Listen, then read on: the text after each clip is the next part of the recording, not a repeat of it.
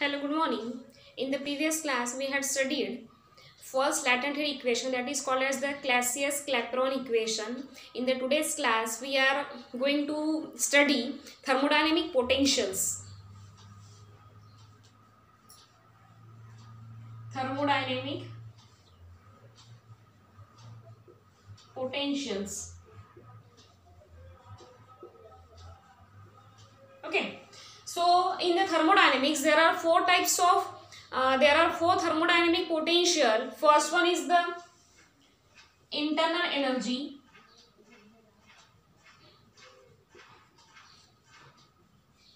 First one is the internal energy denoted by the letter U. Second is the Helmholtz free energy. Helmholtz free energy, that is denoted by the letter F. F is equals to U minus T into S. Okay, so this is the Helmholtz energy, free energy. Third is the enthalpy. Enthalpy denoted by the letter H, and this H is equals to U plus PV. And last one is the fourth one, that is the Gibbs. Last one is the Gibbs function. And this Gibbs function is denoted by the letter G is equals to this U plus PV minus Ts. This U plus PV minus Ts. So these are the four thermodynamic potential. First one is the internal energy denoted by the letter U. Second is the Helmholtz free energy, that is F is equals to U minus Ts. Third one is the enthalpy, H is equals to U plus PV. And fourth one is the Gibbs function, G is equals to U plus PV minus Ts. Okay. So from that four potential, we are starting first, that is the internal energy. We describe this first, that is the internal energy. We already know the internal energy. What is internal energy? So this internal energy is nothing but the total energy, that is the addition of, first one is the internal energy.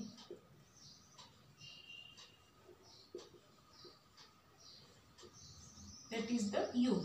So this internal energy is also known as the intrinsic energy. Intrinsic energy. We already seen this word intrinsic energy. So this internal energy is also known as the intrinsic energy, and this internal energy is nothing but the addition of kinetic energy and the potential energy. So the addition of, that is the sum of potential energy and the kinetic energy is known as the total energy. So that's why internal energy is the total energy of the system, that is the sum of this internal energy is equals to total energy, and this total energy is nothing but the potential energy plus kinetic energy. So this is the internal energy. Okay. So internal energy is equals to potential energy plus kinetic energy according to first law of thermodynamics.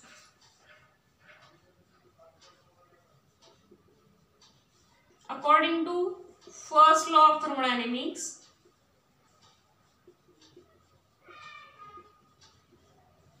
so what is the first law of thermodynamics? That is dq is equals to du plus dw, right? That means the energy, amount of energy is equal to the sum of internal energy and the work done on the system or at the system. So this work done is nothing but we can write this work done in the form of pressure and volume, that is du plus p dv. So this dq is equals to du plus p dv. and from that equation we can calculate this internal energy, that is du is equals to dq minus pdv. So this is the one form of energy. Du is equals to, from the second law of thermodynamics, from the second law of thermodynamics, what is the mathematical expression for the second law of thermodynamics? That is dq is equals to TdS. Okay, dq is equals to TdS. So subtracting this dq in this first equation, so this is the first and this is the second number equation. So put this value of dq in the first equation.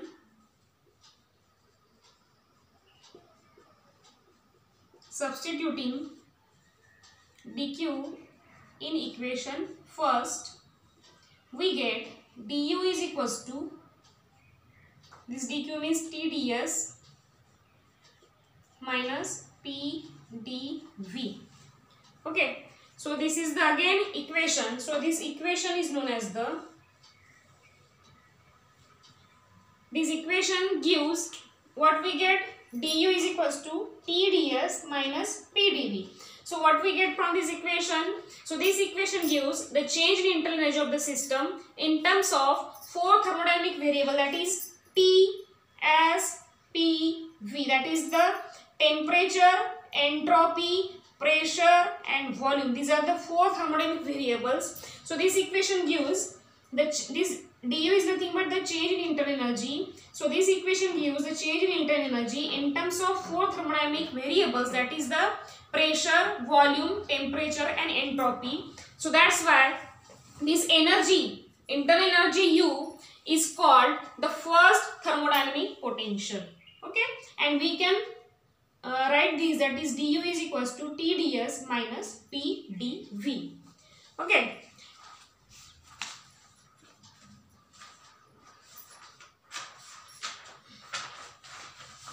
Then again we can explain this concept by using this process. So first process is the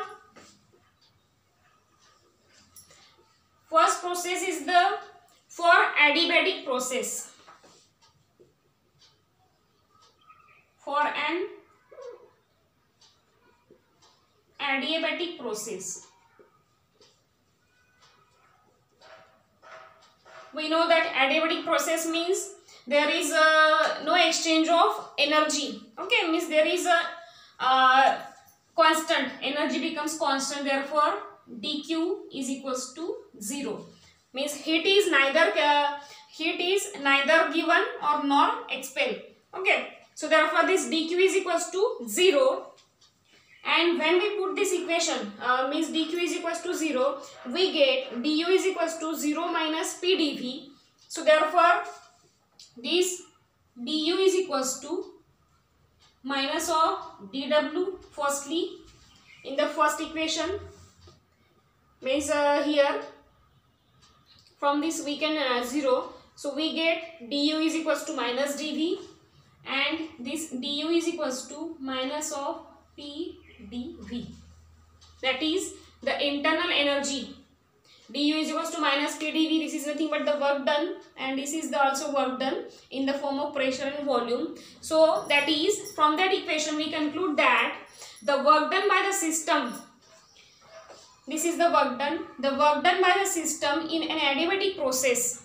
Okay, the work done by the system in an adiabatic process is at the expense of its internal energy. Means when we use internal energy, that means the work done is happened in the adiabatic process. Okay, second one is the for an isochoric adiabatic process. For an isochoric adiabatic process,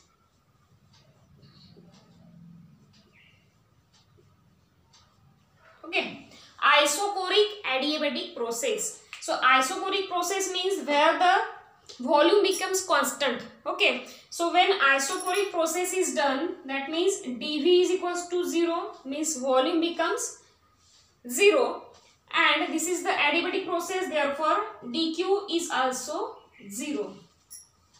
Means isochoric process, that's why dV is equals to 0, adiabatic process, that's why dq is equals to 0. And when we put this both the values in equation first or second, sorry, this is the third number equation, when we put this value dV is equals to 0 and dq is equals to 0, we get du is equals to 0. That means change in internal energy, that is 0, and that's why u is equals to constant. So when derivative becomes 0, then the original value is equals to constant value, and we know that the derivative of constant is equals to 0. That is, the internal energy of the system remains constant in an isochoric adiabatic process. Okay, the internal energy becomes constant in the isochoric adiabatic process. So this is all about the internal energy of the system, any system. Okay, so this is the first thermodynamic potential that we discuss here. In the next class, we will see the second thermodynamic potential, that is the Helmholtz free energy.